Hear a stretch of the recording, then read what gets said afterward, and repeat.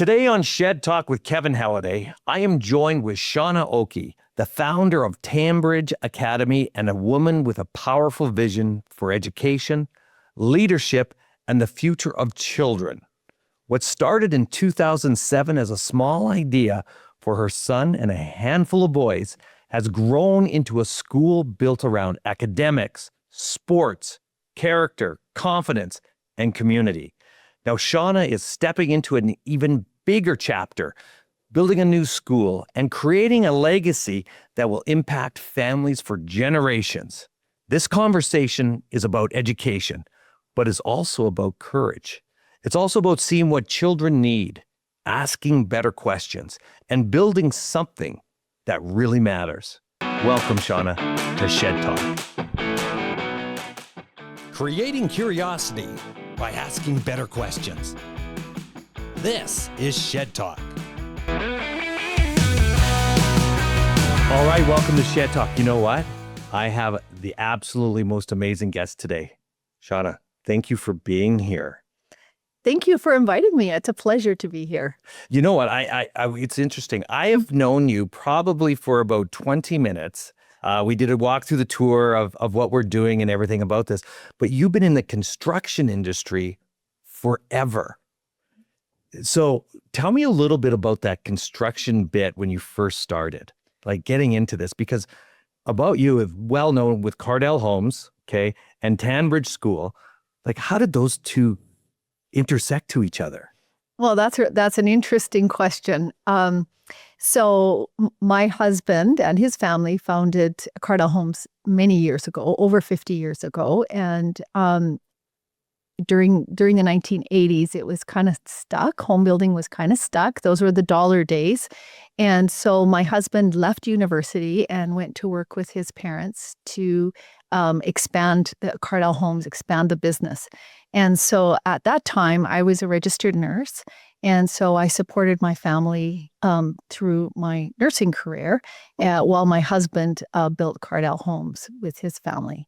And so that's how that was. And that was 42 years ago now, 43 years ago now. And so how did Cardell Homes? So of course, I actually didn't work in Cardell Homes. I supported my family. I supported my husband. But I often say that I was my husband's counselor through all of this. You know, he'd come home. There's highs and lows in the new home construction business, as you well know.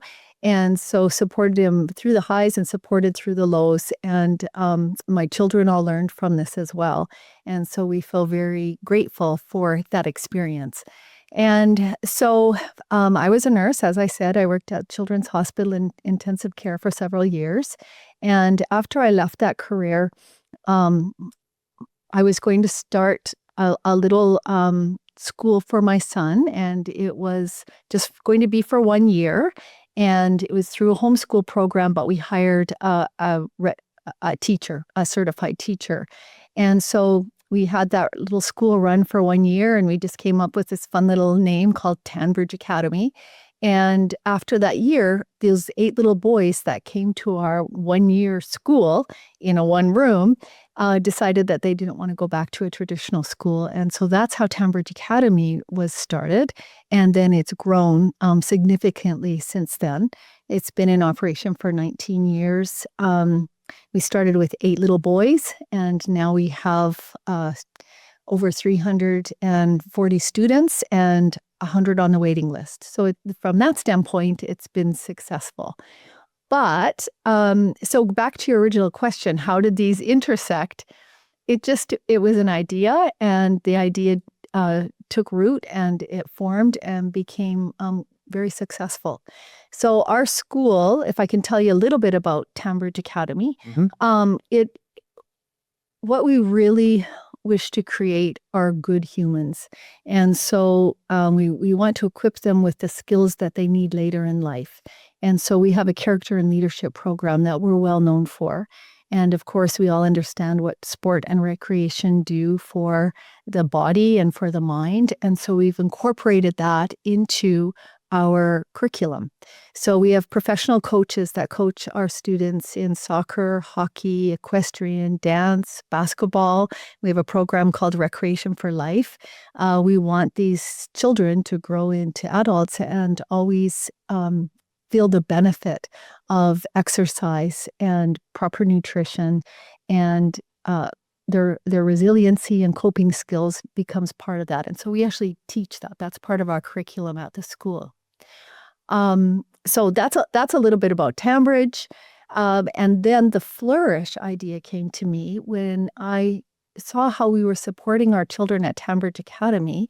And I understand that not all children can attend Tambridge Academy. That would be impossible.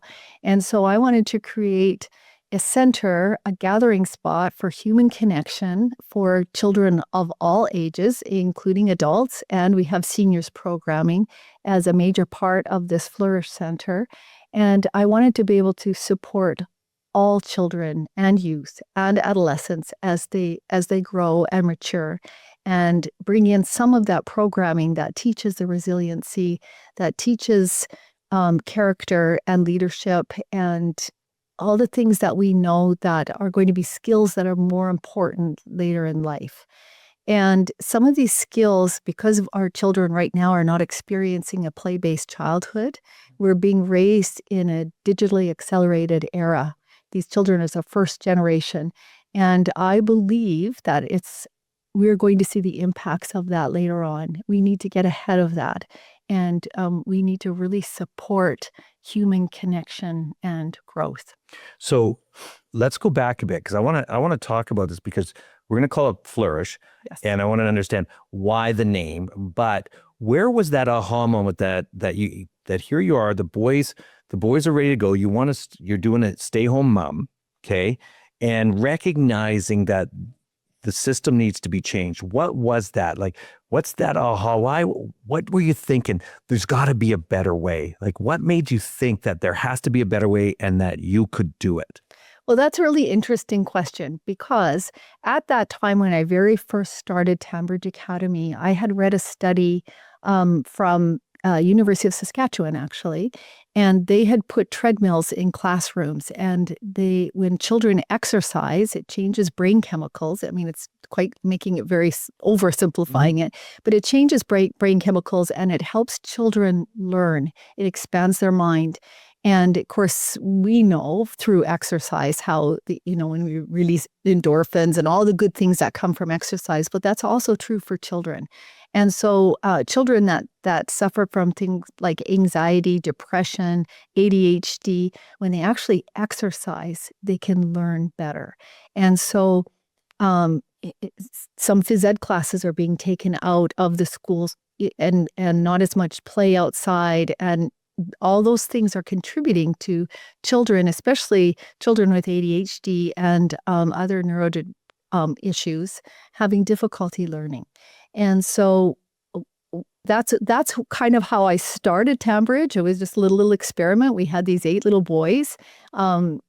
Most of them had ADHD, and we put them on the ice for phys ed. That was their phys ed. They would come back to the classroom. They would be outside. They were very, very active, and their marks skyrocketed. And we've seen that over and over at Tambridge Academy, where we've had children that are really struggling, having to sit in a classroom. And we have a fairly traditional teaching method where we do have children sitting in a classroom, but we also have lots of activity for them, and lots of ways for them to express themselves physically. And so that was a very long answer for your question, but I don't know if I really answered it. Actually, that's interesting, because when the listener's listening to this and they have young children, right? And COVID had hit us, and it hit us hard. And here we are, we have our young people, Generation X, Z, Y, Q, whatever we want to call them. And then what's the greatest impact on these children? And then where Tambridge has come in and all of a sudden recognized it before COVID, obviously, here we are, and we recognize what's going to happen in the future, where now all of a sudden Flourish is now taking the place of the young that had already introduced, and now from Tambridge, and now bringing it up to where we are today. And why is it called Flourish? I understand the word flourish, which is we're flourishing, but How did you come up with that? And how many other names were there?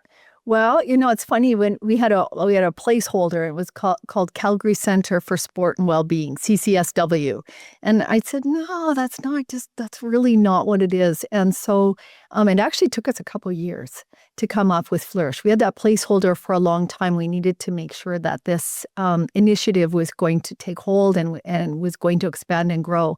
And so we came up with the word flourish because we want everyone to flourish, no matter if they're a child, if they're a teenager, if they're an adult, if they're a senior. We want everyone in our community to flourish. And when everyone works together, that's where the most impact is, and that's where everyone can flourish. And so this initiative that I started is it's going to look like a rec center because we're going to have rinks, and we'll have gymnasiums, and we have an event center where we can have performing arts. Arts are also very important for development and for confidence.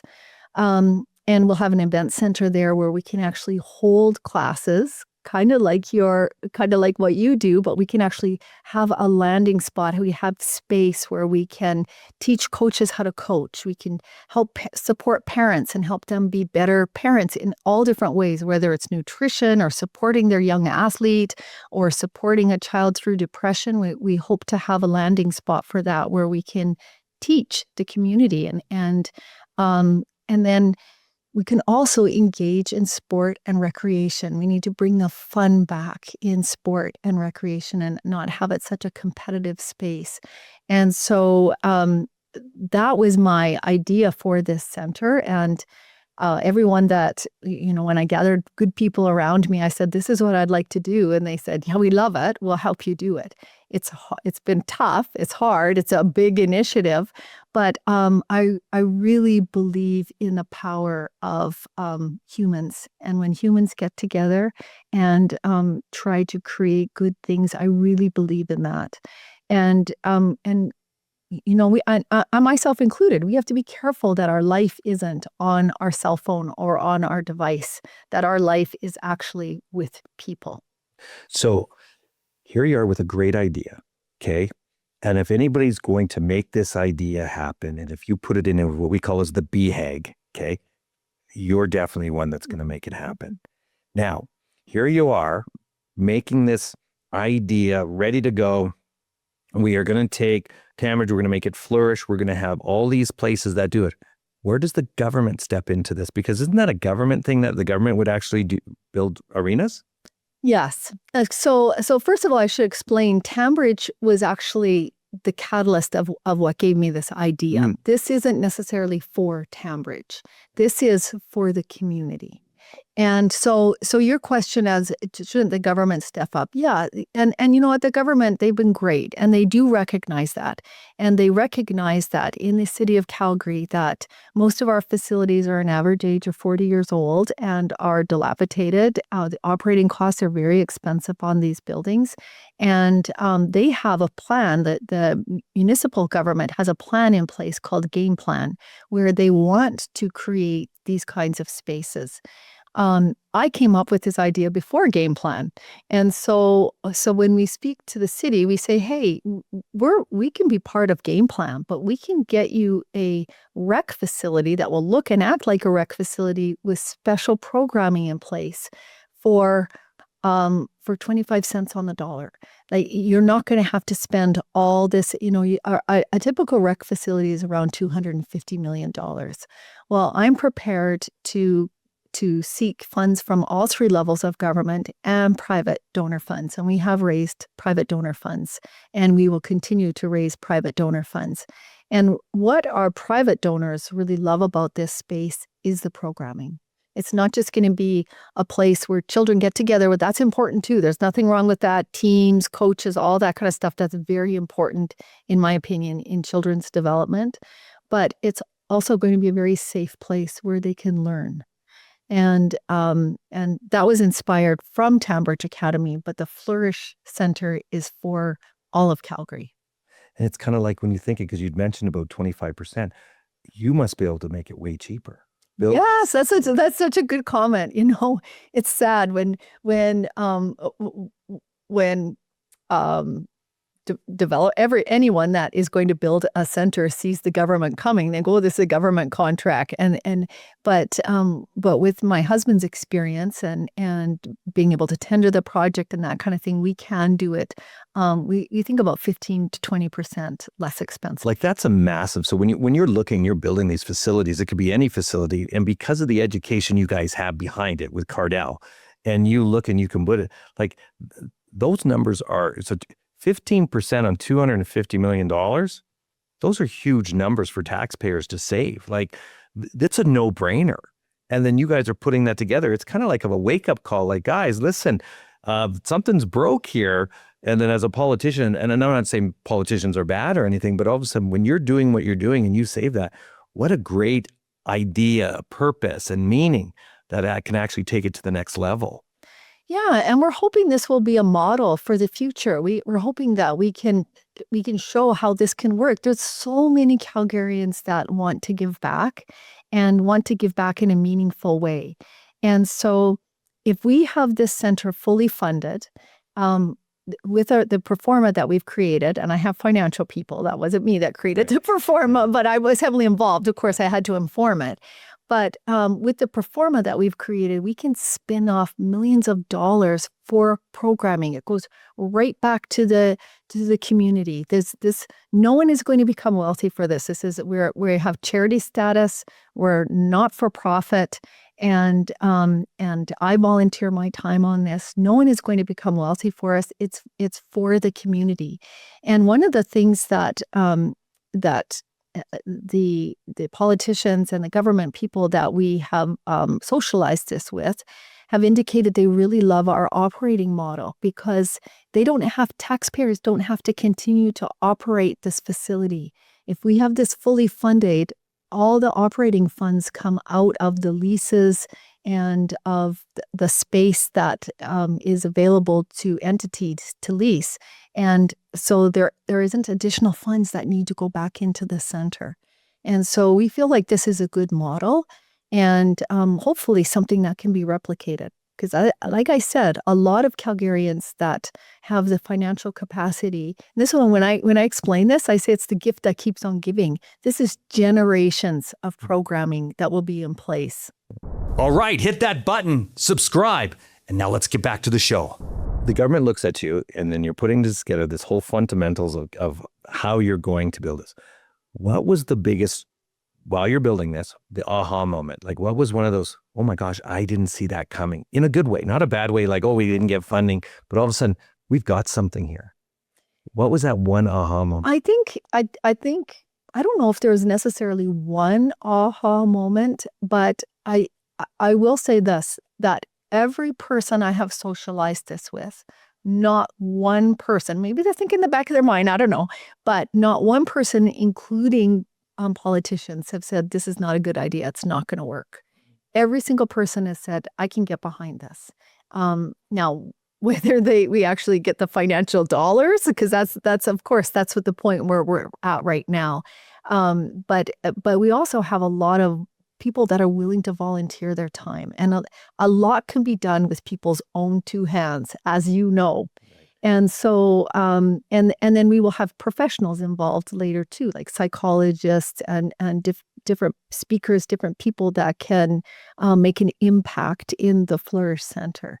So the aha moment that I had, I think it was a little bit of self-doubt at beginning, going, is this a good idea? I don't know if this is a good idea. Is this going to work? But as we've socialized it, everyone said, oh, we love this. This is terrific. Here's an idea for you. And so I've gained a lot of insight and ideas every time I meet with someone.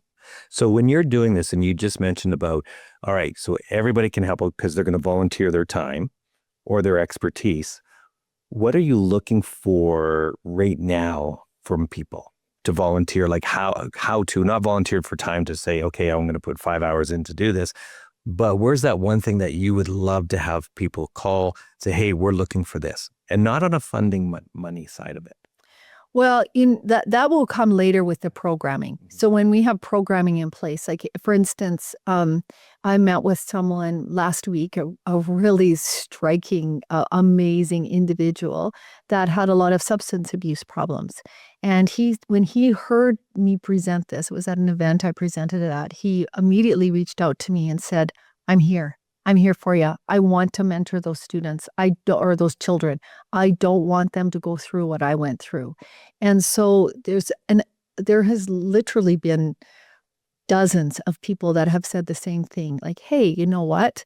I've been a coach for, I was just at another event and they said, hey, I've been a coach for 30 years. I have a lot of experience. I would love to teach coaches what to do and what not to do. And so there's from that standpoint, I don't believe I'm going to have a hard time finding people that are willing to contribute with their own two hands, with their minds, with their expertise. I don't think that's going to be a problem from what I've experienced so far.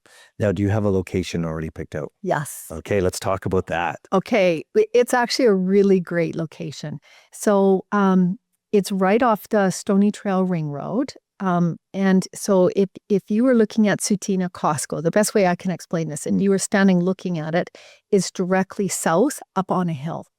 And it's, we've driven it from all quadrants of the city, and it's very close. It's 25 minutes from the northeast.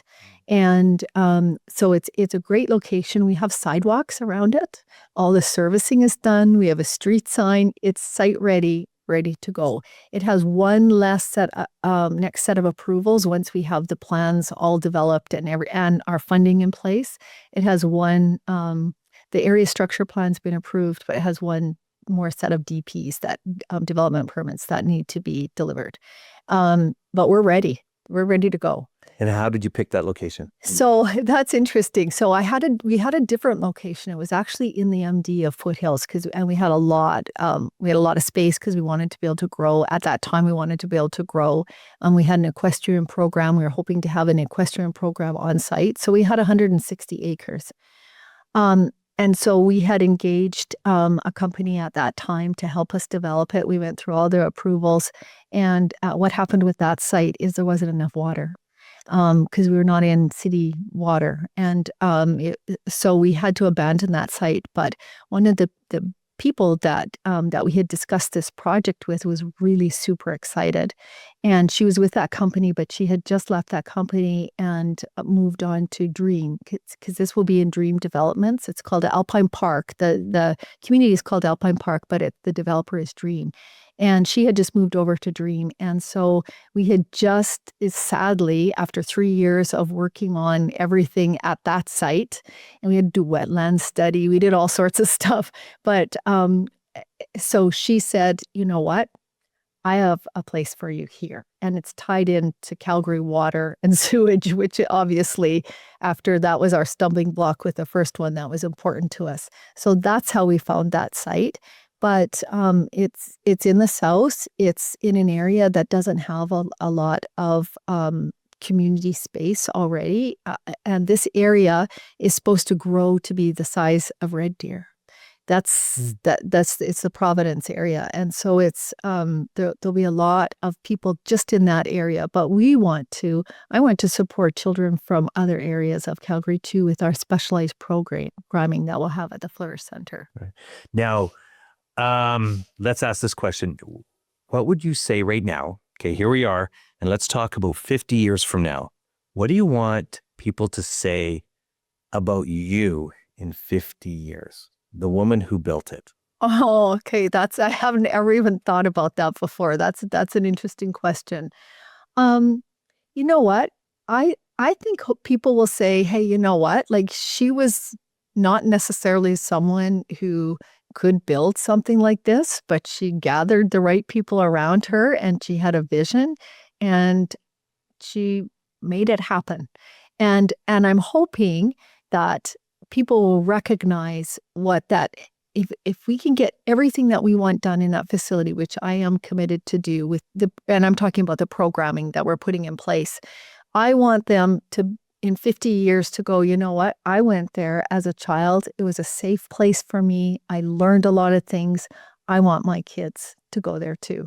And so that's the kind of impact that I would like to have is for generations to come, that the Flourish Center will be a happy, learning, engaging place for all the participants. Now, how do people find you? How do people donate? How people get more information about this?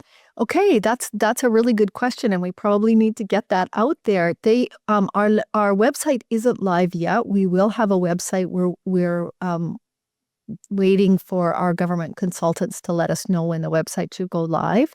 But if people want to get in touch with me, they can go through LinkedIn, right? I'll have a LinkedIn page soon, and they can call me directly. I can give them my number. I can give them my email, and I would be happy to engage with anyone who is interested in supporting this. Right. And if anybody wants to get more information, come through Shed Talk, DM me. I'll even pass it on, get that information out there because it's really important, because I don't believe there's another facility even close to this in Canada.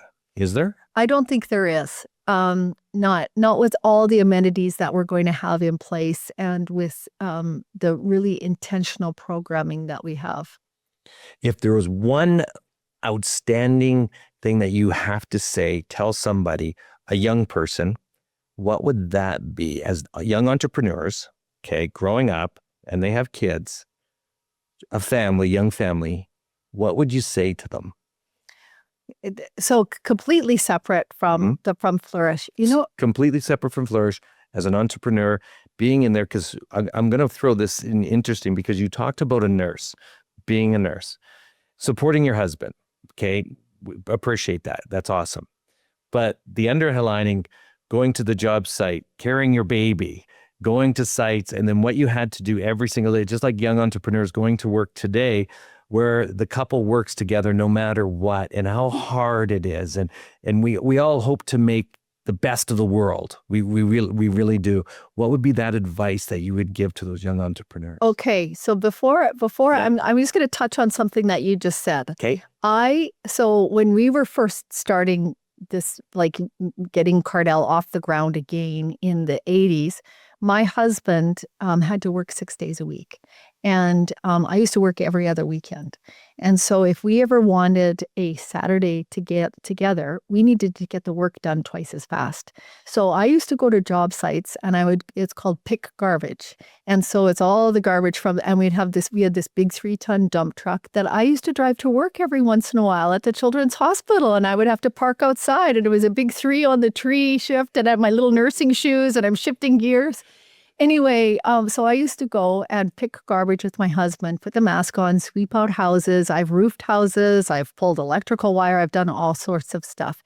And so what I would tell young entrepreneurs, do what it takes. Nobody's going to hand anything to you. You do what you take. Do what it takes. Value your time. Your time is your most valuable asset that you will have for the rest of your life. So make sure that what you are engaging in, and if you have goals, that your time is focused towards those goals. So whether it's building a business or whatever your goals are in life. And then the other thing that I would say that I put right up there with time and working hard and being at the right place at the right time is value your relationships. There's nothing more important in life than relationships. And so give your relationships the time. And it's kind of funny, because in life we can't always balance everything. You have your relationships, you have to work, you're trying to grow a business, and there's that stage in a business where you need to hire more people, but you can't afford to hire them yet, so you have to work even harder. And so but always try to find that balance, and work hard, be at the right place at the right time, develop good habits. They'll be with you for life. That is awesome. You know what? Thank you, Shauna, for joining me today on Shed Talk. You know what? Like, subscribe, hit that button. Why not? Because you can. Shauna, thanks for joining me. Oh, thank you. It's been my pleasure. I was just happy to. Awesome. Thanks. Now you know. Shed Talk.